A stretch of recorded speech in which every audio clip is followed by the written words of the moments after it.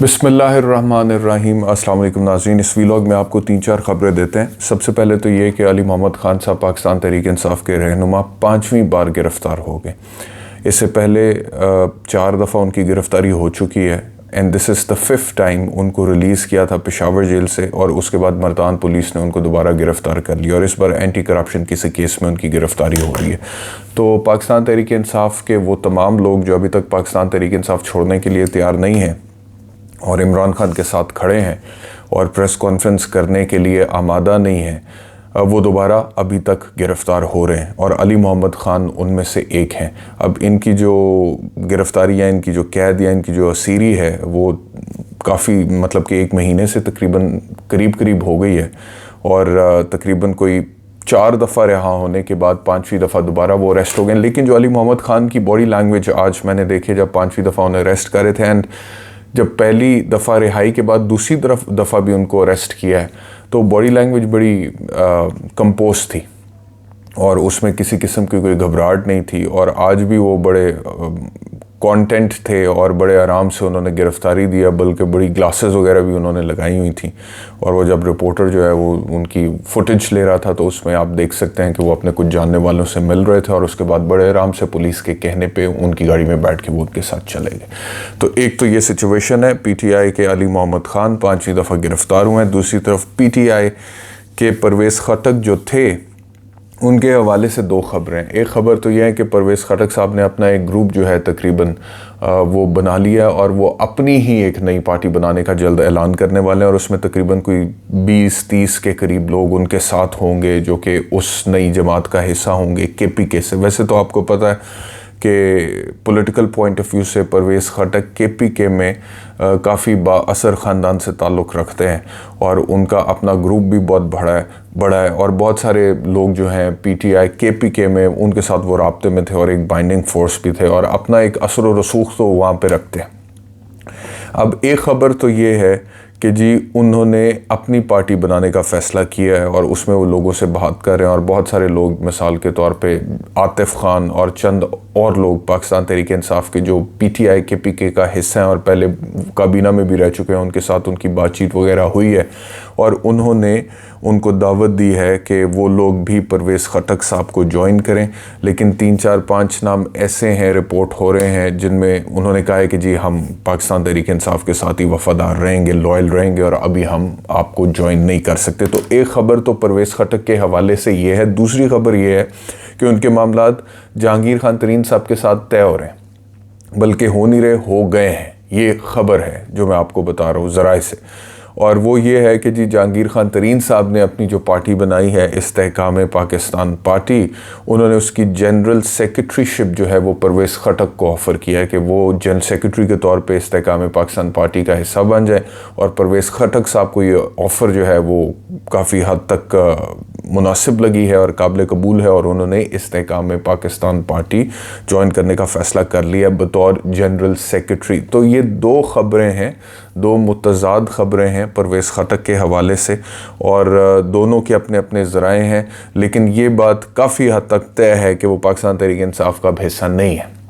وہ تو طے ہی ہے، کیونکہ بہت دیر پہلے انہوں نے ایک پریس کانفرنس بھی بالکل بریف سی کر دی تھی، اور اس پریس کانفرنس کے بعد انہوں نے کہا تھا کہ پاکستان تحریک انصاف کے ساتھ معاملات جو ہیں وہ اب ان کے نہیں آگے چل سکتے، اور جو 9 مئی کے واقعات ہیں ان کی وہ مذمت کرتے ہیں۔ اب اس کے بعد کی جو ڈیولپمنٹس ہے پولیٹیکل پوائنٹ آف ویو سے، وہ ابھی تک ڈیولپمنٹس ہی ہیں، کوئی کلیئر کٹ پوزیشن ہمیں سامنے نظر نہیں ہے۔ اب سوال یہ پیدا ہوتا ہے کہ اگر یہ کلیئر کٹ پوزیشن لے بھی لیتے ہیں، مثال کے طور پہ پرویز خٹک صاحب اپنی پارٹی بنا لیتے ہیں، یا پھر وہ استحکام پاکستان پارٹی کو جوائن کر لیتے ہیں بطور جنرل سیکرٹری، تو کیا فرق کوئی پڑے گا استحکام پاکستان پارٹی کو یا پرویز خٹک صاحب کو خود سے اپنی جماعت بنانے میں؟ کیا جو ووٹ بینک ہے پاکستان تحریک انصاف کا یا عمران خان کا، کیا وہ پرویز خٹک کا ووٹ بینک ہے؟ کیا پرویز خٹک اس ووٹ بینک کو لے جا سکیں گے اپنے ساتھ؟ کل رات کو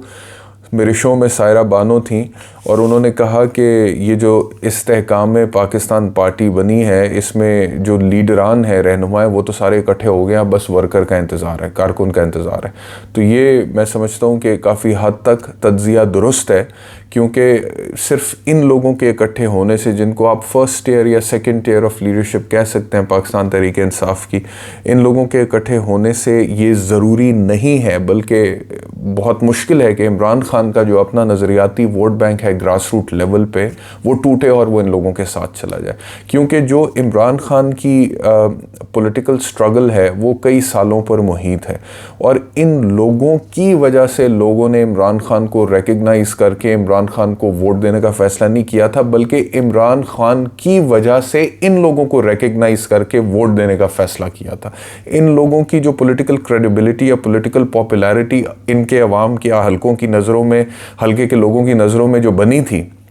وہ اس لیے نہیں بنی تھی کہ انہوں نے کہا تھا کہ یہ بڑے ہاٹ فیورٹ کینڈیڈیٹس ہیں اور یہ کیونکہ پاکستان تحریک انصاف میں اب چلے گئے ہیں.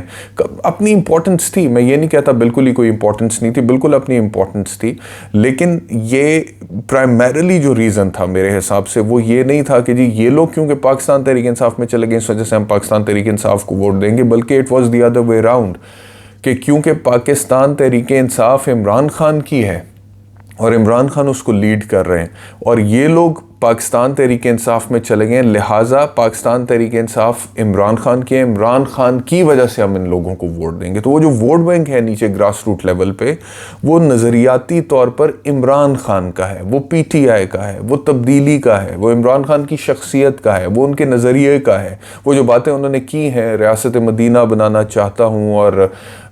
گرین پاسپورٹ کی عزت ہونی چاہیے ہمارے ملک میں، وہ کرنا چاہتا ہوں، اور نوکریاں اور جابز اور کاروبار جو ہے وہ بہتر بنانا چاہتا ہوں، اور ایسا ملک بنانا چاہتا ہوں پاکستان کو کہ جہاں باہر سے لوگ نوکریاں کرنے پاکستان میں آئیں. اور اینٹی کرپشن جو عمران خان کا مینڈیٹ جو تھا جس کو لے کر وہ چلے تھے اتنی دیر وزیر اعظم بننے سے پہلے، تو وہ جتنی بھی باتیں ہیں وہ عمران خان کی کیونکہ نیریٹو عوام میں جا چکا تھا، عوام اس کو ایکسیپٹ کر چکے ہوئے تھے، اس وجہ سے اس نیریٹو کے ایکسیپٹ ہونے کی وجہ سے یا عوام میں جانے کی وجہ سے پاکستان تحریک انصاف یا عمران خان اتنے مقبول ہو گئے تھے. تو وہ جو ووٹ بینک ہے نا، وہ جو گراس روٹ لیول پہ ووٹر بیٹھا ہوا ہے وہ اس نظریے کا بیٹھا ہوا ہے، اس سوچ کا بیٹھا ہوا ہے، عمران خان کی شخصیت کا بیٹھا ہوا ہے یا ان کی لیڈرشپ کوالٹی کا بیٹھا ہوا ہے. ان لوگوں کی جو ذاتی شخصیات ہیں وہ اس میں ایڈ اپ تو ضرور کرتی ہیں، لیکن وہ اس کا بنیادی وجہ نہیں ہے. تو اس وجہ سے چاہے وہ استحکام پاکستان پارٹی ہے، چاہے وہ پرویز خڑک صاحب اپنی پارٹی بنا لیں یا استحکام پاکستان پارٹی کا حصہ بن جائیں، میرا نہیں خیال کہ اس طرح کی پولیٹیکل ڈیولپمنٹس کے نتیجے میں پاکستان تحریک انصاف یا عمران خان کا جو نظریاتی ووٹ گراس روٹ لیول پہ ایگزسٹ کرتا ہے وہ ٹوٹ جائے گا. وہ نہیں ٹوٹے گا، وہ عمران خان کے ساتھ لوئل رہے گا، وفادار رہے گا. اور یہ جب بھی الیکشنز ہوں، اگر الیکشنز ہوتے ہیں آپ انتخابات میں یہ دیکھ لیں گے. اچھا، پھر ایک اور امپورٹنٹ ڈیولپمنٹ میں آپ سے عرض کروں کہ سپریم کورٹ کے جج صاحب طارق مسعود صاحب، ان کی ایک انٹرسٹنگ دلچسپ ریمارک آیا جس میں انہوں نے کہا ہے کہ پیناما کا جو معاملہ ہے اس کو چھوڑ دیں، وہ 436 افراد میں سے صرف ایک خاندان کا کیس آگے چلا تھا. اب دس از ریئلی ویری انفارچونیٹ. اگر آپ میرے تب کے ویلاگس تو خیر اس ٹائم پہ میں نہیں کر رہا تھا، پروگرامز کر رہا تھا، اگر آپ تب کے پروگرامز میرے اٹھا کر دیکھ لیں تو پیناما کی پروسیڈنگز جس طرح سے چلی تھیں، گو کہ میں کرپشن کے خلاف ہوں اور احتساب بھی ہونا چاہیے، اکاؤنٹیبلٹی بھی ہونا چاہیے، لیکن جو ایک right to a fair trial ہے، جیسے مثال کے طور پہ آج جتنے بھی لوگوں کے خلاف کیسز ہیں پاکستان تحریک انصاف والوں کے خلاف، ایک وکیل کی حیثیت سے میری پوزیشن یہ ہے کہ بھئی right to a fair trial تو دیں، فیئر انویسٹیگیشن تو کریں، اور فیئر انویسٹیگیشن کے بعد right to a fair trial پورا ہونے کے بعد اگر کسی نے کوئی قانون توڑا ہے تو اس کے مطابق اس کو ڈیل کر لیں، عدالت فیصلہ سنا دے. لیکن ایسے نہیں ہونا چاہیے کہ جی وداؤٹ اے فیئر انویسٹیگیشن اور right to a fair trial جو ہے آپ لوگوں کو ٹیگ کر دیں اور لوگ جو ہیں اس کی سزا بھگتنا شروع کر دیں. اسی طرح پیناما کے حوالے سے میں نے یہ کہا تھا کہ right to a fair trial is a fundamental right under the constitution.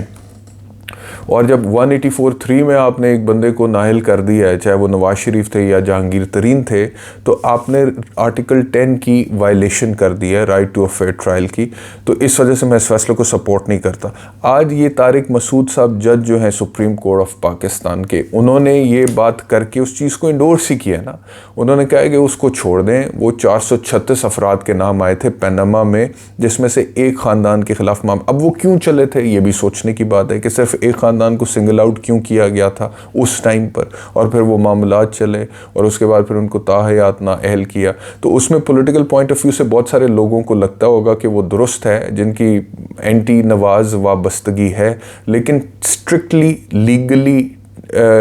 Point of view سے, کانسٹیٹیوشنل پوائنٹ آف ویو سے میں تب اس فیصلے کے خلاف تھا. اور یہ جو آبزرویشن یا ریمارک ہے جج صاحب کا, میں اس کو ابھی بھی کہتا ہوں کہ یہ درست ہے. اور اس ویلاگ میں آخری چیز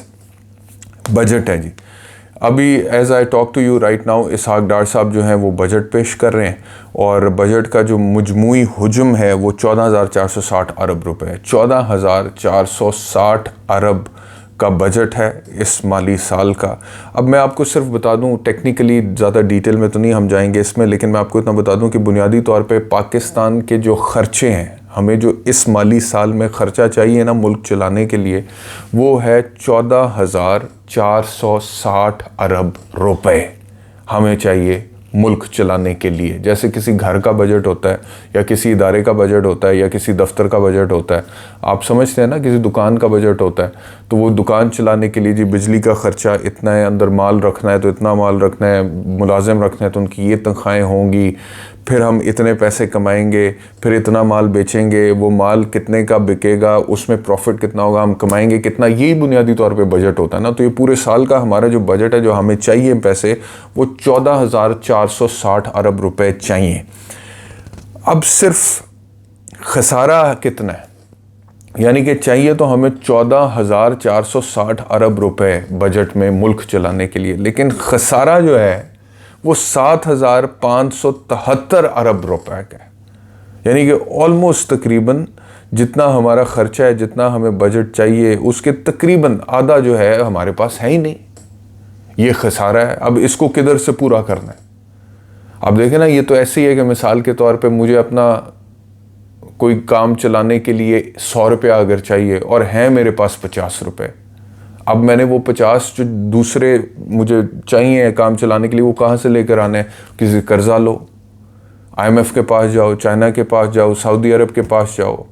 ورلڈ بینک کے پاس جاؤ, ایشین ڈیولپمنٹ بینک کے پاس جاؤ,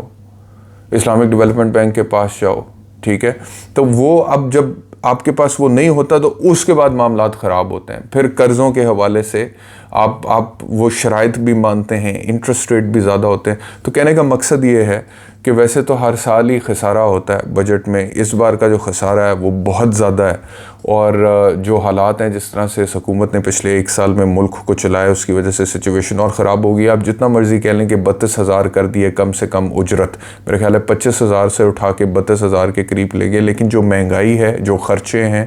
اس میں 32,000 میں بھی ایک غریب آدمی کے لیے گھر چلانا بہت مشکل ہے. آپ مجھے بتائیں کہ کس طرح سے وہ 32,000 روپے میں اپنے بجلی کا بل دے, گیس کا بل دے, پیٹرول وغیرہ کا خرچہ ہے, ٹرانسپورٹیشن, چلو پیٹرول اس کے پاس گاڑی بھی نہیں ہے, موٹر سائیکل بھی نہیں ہے, پبلک ٹرانسپورٹ پہ اس